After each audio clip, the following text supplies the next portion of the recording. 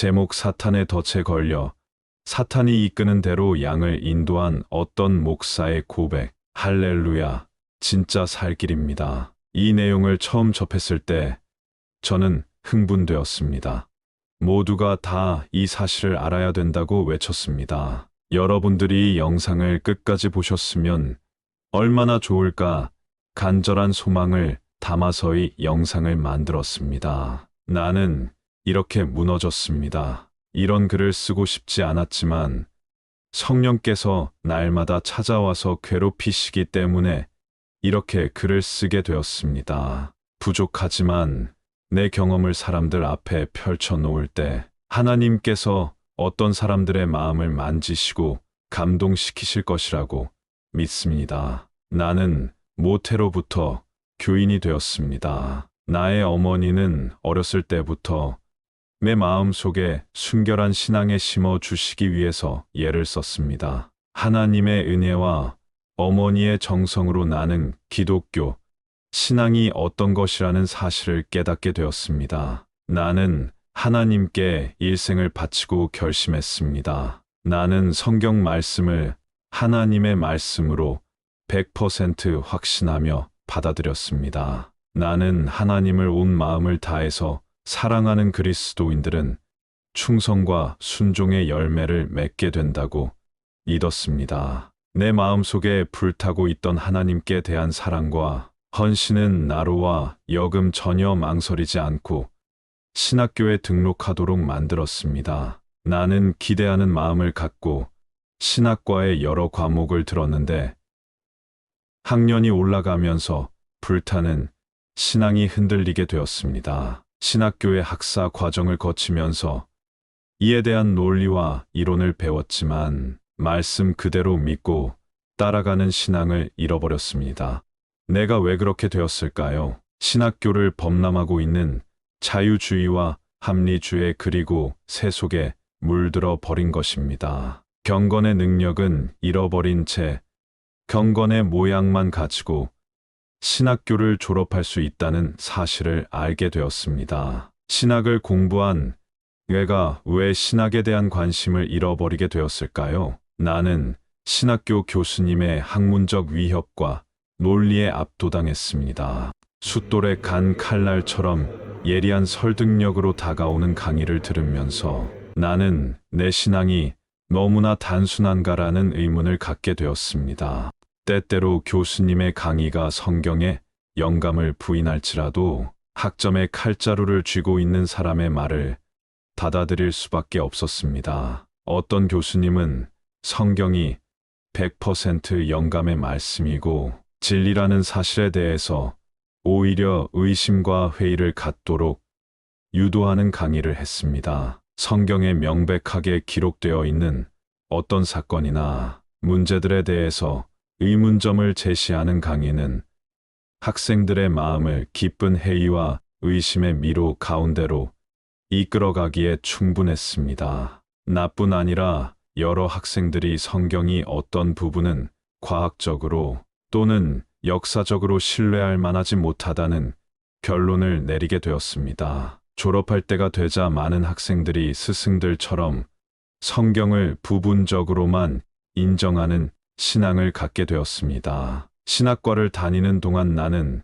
내가 정말 배우고 싶었던 것을 배우지 못했습니다. 나는 참된 거듭남의 경험이 어떤 것인지 알고 싶었는데 그런 강의를 듣지 못했습니다. 나는 그리스도인에게 나타나는 순종의 열매 죄에 대한 승리의 생애가 어떻게 가능한지 알고 싶었는데 그것을 가르치는 과목이 없었습니다. 믿음으로 의롭게 사는 길을 만들고 싶었지만 아무도 그것을 가르쳐 주지 않았습니다. 오히려 많은 강의에서 그런 신앙은 불가능할 뿐 아니라 구원을 위해 반드시 필요한 조건이 아니라는 가르침만 받았습니다. 신학을 공부하기 전에는 주님을 사랑하기 때문에 내 생애 전체를 바쳐야 한다고 믿었는데 신학을 공부하면서 그런 신앙이 위험한 것으로 느껴지게 되었습니다. 주님의 손을 붙잡고 믿음으로 사는 신앙이 꼭 필요한 것은 아니라고 생각하게 되었습니다. 죄의 용서는 필요하지만 성화는 있으면 좋고 없어도 문제되지 않는다는 가르침이 내 마음을 어지럽혔습니다. 한번 예수를 영접하며 내 마음과 삶의 거룩함과 상관없이 구원이 이루어진다는 가르침은 그동안 내가 믿어온 것을 송두리째 흔들어 놓았습니다. 신학교 3학년 때 나는 하나님의 은혜로 어떤 교수님을 만나게 되었는데 그 교수님은 내가 만났던 교수님들과는 다른 말씀을 주셨습니다. 그분은 강의를 시작하는 첫날부터 자신의 간증을 하면서 나중에 목회를 하면 반드시 교인들을 진리에 굴복시켜야 한다고 강조했습니다. 하루는 교수님의 강의실에 들어오자마자 우도서를 벗어 제치면서 왜 하나님의 말씀에 순종하고 죄를 승리하는 것이 불가능합니까? 라고 소리치면서 강의를 시작했습니다. 목사는 생명력 있는 설교를 해야 하며 목사 자신이 거듭나고 세상을 보내는 경험을 하지 않으면 교인들의 회개하지 않을 것이라고 했습니다. 나중에 알고 보니 그 교수님은 자신의 신앙 때문에 신학교 교수들과 잘 섞이지 못하고 있었습니다. 그러나 나는 하나님의 외면당하고 있는 신학교 속에서 신앙을 지키고 있는 그 교수님을 존경하게 되었습니다. 마지막 강의에서 그 교수님은 여러분은 하나님의 종이 되든지 사탄의 종이 될 것입니다라고 경고했습니다. 나는 깜짝 놀랐습니다.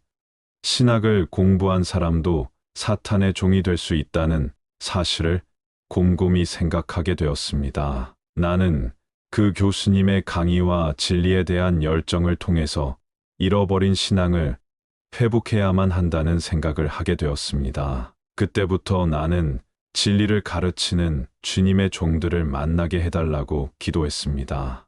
회개의 열매를 맺게 하는 세례 요한의 기별을 듣게 해달라고 기도했습니다. 믿음으로 의롭게 사는 경험이 실제로 어떤 것인지 가르쳐 줄 수 있는 책을 접하게 해달라고 기도했습니다. 누구도 드러내놓고 말하지는 않지만 나는 많은 교수님들이 넓은 길을 걸어도 구원받을 수 있다는 신학을 가르치고 있다는 사실을 깨달았습니다. 죄를 붙잡고 있으면서 구원받을 수 있는 방법에 대한 강의들이 신학 과정을 채우고 있었습니다. 물론 죄를 범하라는 말은 하지 않았지만 교묘한 논리로 제가 하나님 아들을 죽게 만들었다는 진리를 무력하게 만들었습니다. 어떤 교수님들은 그리스도인이라기보다는 성경을 학문으로 가르치는 직업학자였습니다. 신학교에 숨어있는 위험을 간판 후부터 나는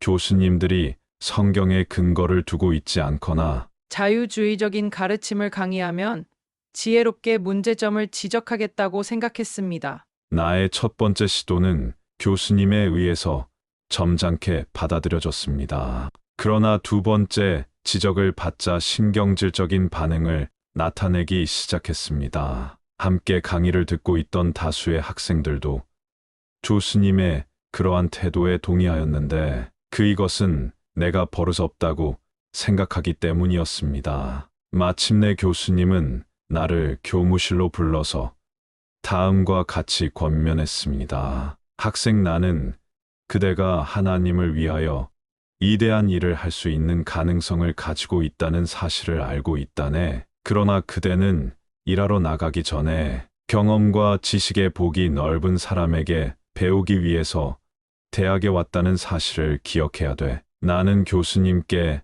내 마음을 설명하려고 애썼지만 교수님은 노련하지 못한 나를 여유 있게 제압했습니다. 어렸을 때부터 나에게 성경을 가르쳐 주었고 내 마음속에 하나님께 대한 사랑과 진리에 대한 충성심을 넣어주셨던 어머니는 신학자가 아니었다는 사실을 주지시키기 위하여 교수님은 성경에 나오는 여러 가지 신뢰를 들면서 성경의 100%의 영감성을 은근히 부인하면서 하나님의 말씀과 계명에 순종할 수 없다는 사실을 자신의 경험을 토대로 논리적으로 전개했습니다. 다음 강의 시간부터 나는 조심스러운 태도를 취할 수밖에 없었습니다. 때때로 교수님의 강의가 의심스러울지라도 아무 말도 하지 않은 채 침묵을 지켰습니다. 나는 학급의 친구들에게 교수님의 강의 내용에 대해서 이의를 제기했지만 그들은 교수님의 강의를 요구하거나 판단하려고 하지 않았습니다. 그들은 단지 무사히 졸업하기를 원했습니다.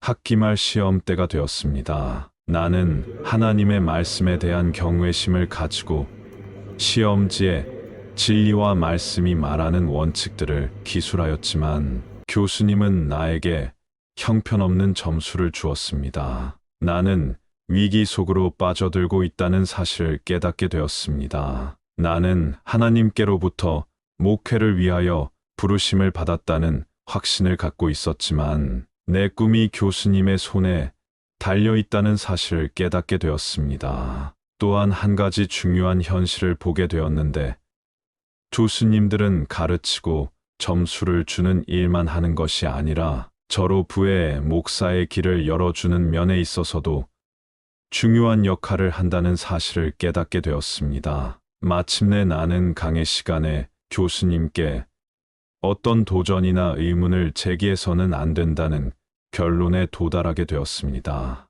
그러나 졸업을 하고 목사직을 얻게 되면 순결하고 인간의 논리에 오염되지 않은 진리를 분명하게 설교해야지라는 결심을 했습니다. 나는 무난히 졸업을 하게 되었고 어떤 교회에서 전도사로 부름을 받게 되었습니다. 그러나 얼마 되지 않아서 담임 목사님이 복음과 진리를 올바로 깨닫지 못하고 있으며 새 속에 물들어 있다는 사실을 깨닫게 되었습니다.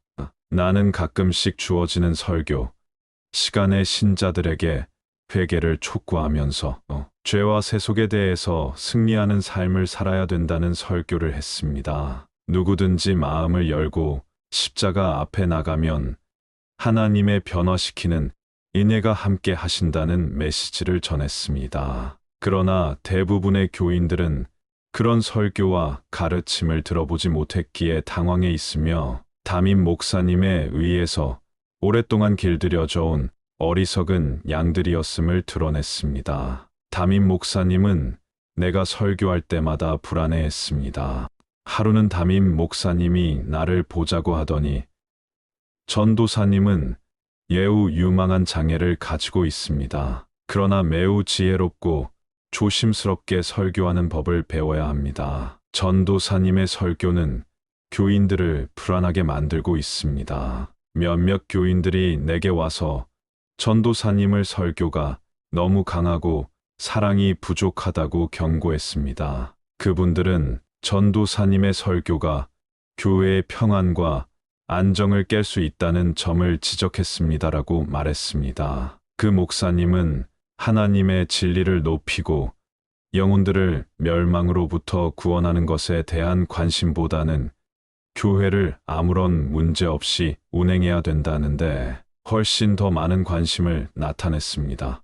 신학교를 졸업한 다시 진리를 고수할 것인가라는 문제에 직면하게 되었지만 장래를 기약하면서 이렇게 결심했습니다. 이 다음에 내가 교회를 맡게 되면 설교 시간에 하나님의 진리를 마음껏 외치리라. 다음 설교 시간부터 나는 어쩔 수 없이 설교 내용을 부드럽고 듣기 좋게 다듬어야만 했습니다. 나중에 내가 직접 교회를 맡게 될 때까지 곧바른 진리의 선포를 미루기로 결정했습니다. 마침내 기다리던 기회가 왔습니다. 나는 정식 목사로서 한 교회에 부임하게 되었습니다.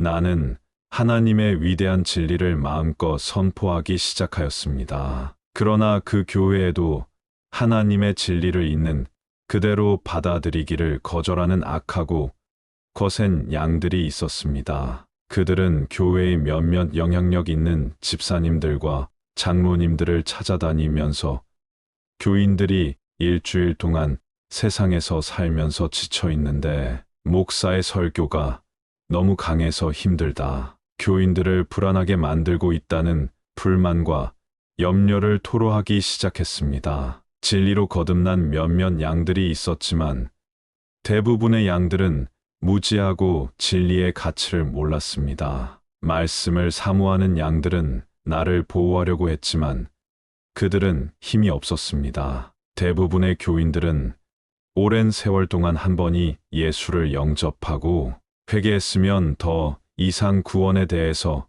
염려할 필요가 없다. 십자가의 피가 우리를 어떤 상황에서도 구원해 준다. 날마다 죄를 짓고 불안해서 회개하는 것은 구원의 확신이 없는 자들의 신앙이다라는 식의 설교를 들어왔습니다. 그런데 내가 참된 거듭남과 승리가 있어야 한다고 설교하자 부담이 되었던 것입니다. 나를 지지해 주던 나이 많으신 장로님들도 교회가 깨질 것을 염려하면서 걱정하기 시작하였습니다. 그들 중에 몇 분이 목회실로 찾아와서 이렇게 말했습니다. 우리는 목사님의 설교가 매우 성경적이고 타당하다고 생각합니다.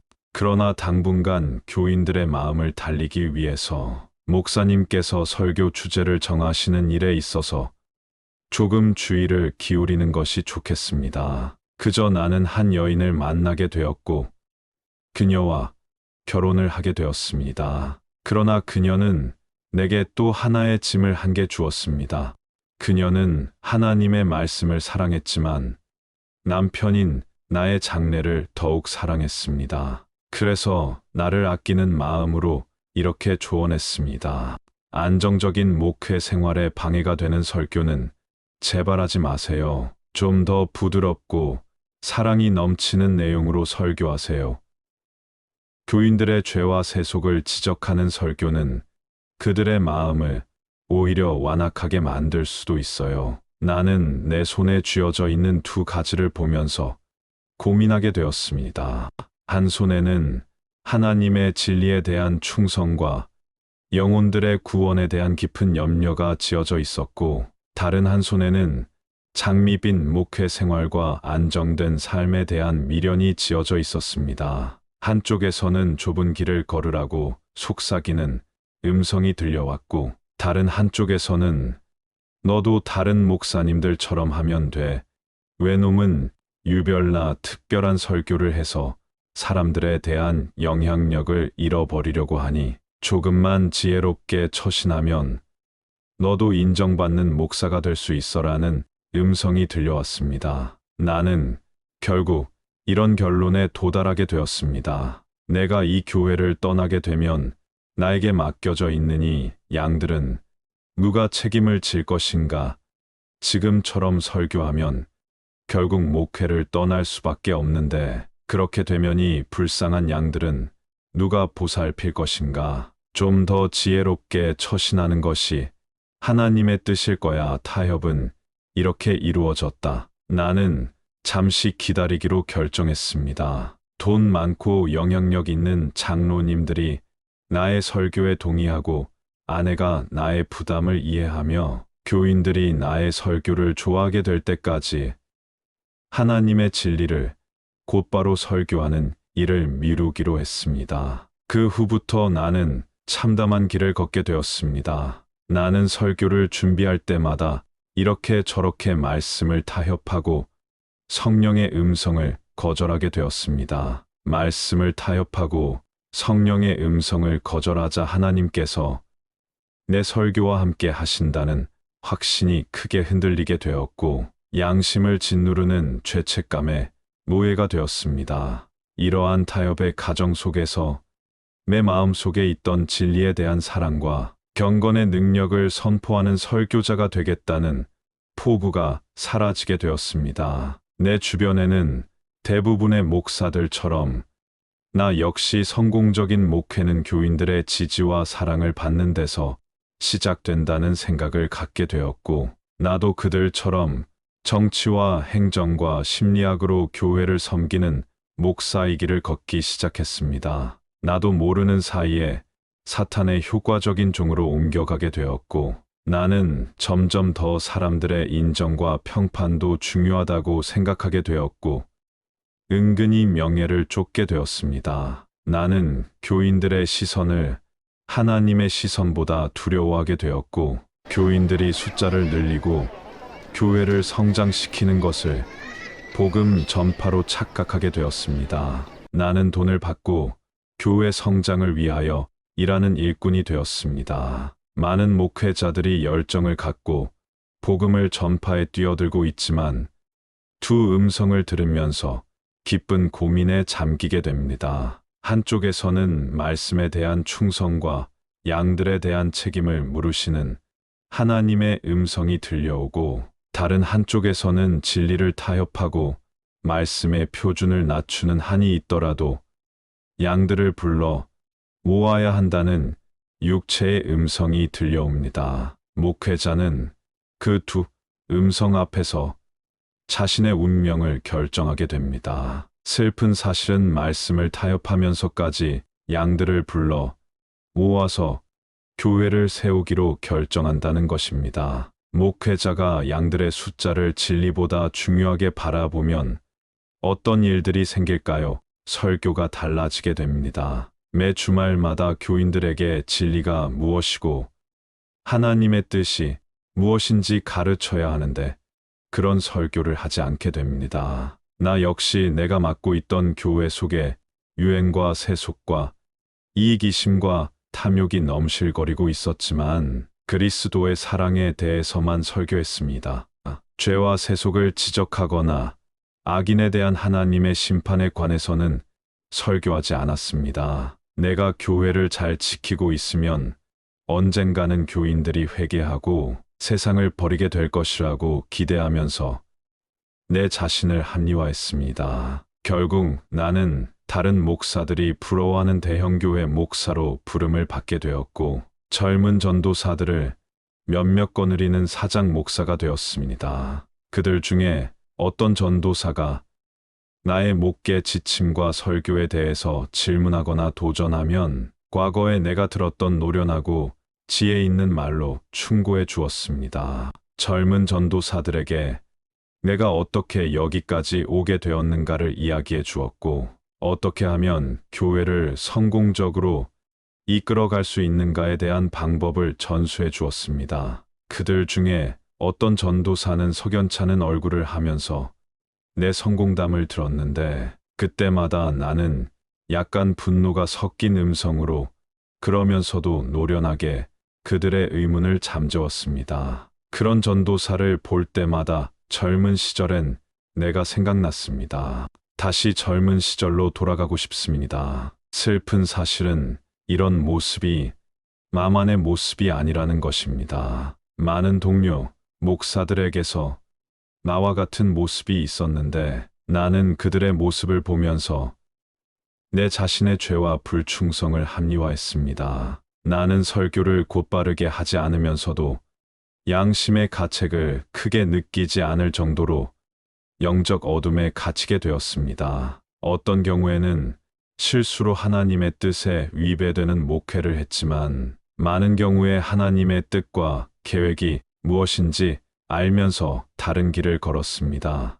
그리스도의 초림을 준비하기 위하여 세례 요한이 일어나서 하늘의 기별을 백성들에게 전했던 것처럼 마지막 시대에 예수께서 재림하실 때에도 백성들에게 예리하고 곧바른 말씀을 전해야 한다는 사실을 알고 있었지만, 교회 안에서 곧바른 설교를 대항하여 일어서는 장로들과 집사들의 압력이 두려워서 설교 내용을 다듬었습니다. 이제 은퇴를 했고 죽음의 그림자가 얼마 남지 않은 나의 인생을 덮고 있습니다. 말할 수 없는 양심의 가책과 고뇌로 인하여 내 영혼에는 힘이 없습니다. 젊은 시절의 나의 목회를 통하여 떼죽음 당한 양들을 생각할 때마다 내 마음은 절망과 죄책감으로 고통당합니다. 젊은 시절에 있었던 나의 죄와 타업에 대한 해안이 나의 영혼을 괴롭히고 있습니다. 당신의 목회는 성공적입니다라는 말을 듣기 위하여 하나님의 진리를 포기했던 나의 결정에 대한 후회가 내 얼굴에 깊은 근심의 줄을 긋고 있습니다. 처음에 나를 부르신 분은 하나님이셨지만 나는 사탄의 덫에 걸려서 그가 이끄는 대로 양들을 인도했습니다. 지역적인 과거를 되돌아볼 때마다 나는 어쩔 수 없는 슬픔을 느끼게 됩니다. 내가 다시 목사의 길을 걸을 수 있다면이라는 생각이 내 마음을 가득 채우지만 시간은 이미 지나가 버렸습니다. 만일 나에게 다시 목회를 할 수 있는 젊음이 주어진다면 하늘로부터 가브리엘 천사가 내려와서 하는 것과 같은 설교를 할 텐데 라는 후회가 내 영혼을 채우고 있지만 시간을 되돌릴 수는 없습니다. 교인들의 마음에 전율을 일으키는 진리를 전하며 교회를 하나님의 말씀 앞에 온전히 굴복시키는 기별을 전하고자 하는 소원이 내 영혼을 사로잡지만 시간이 너무 늦었습니다. 교인들로 하여금 성결과 거룩함의 길을 걷도록 인도하는 이스라엘의 목자가 되고 싶지만 시간이 너무 늦었습니다. 후배 목사들이시여 마지막 시대에 부르심을 받은 목사들은 하나님의 진리에 대한 깊고 정확한 지식을 가지고 있어야 합니다. 온 생애를 하나님께 전적으로 굴복하는 헌신이 있어야 주님의 종이 될 수 있습니다. 설교 다녔을 뿐 아니라 가정에서 진실하고 정직한 그리스도인이 되어야 합니다. 그러지 않고서는 하나님께서 맡겨주신 양들을 영생의 길로 인도할 수 없습니다. 목사들이시여 하늘로부터 들려오는 거룩한 부르심에 희생과 헌신으로 응답해야 합니다. 그런 응답을 하는 목회자는 내가 다시 목사가 될 수 있다면이라는 해안의 눈물을 흘리지 않게 될 것입니다. 지금까지 어떤 목사님의 고백 나는 이렇게 무너졌습니다였습니다.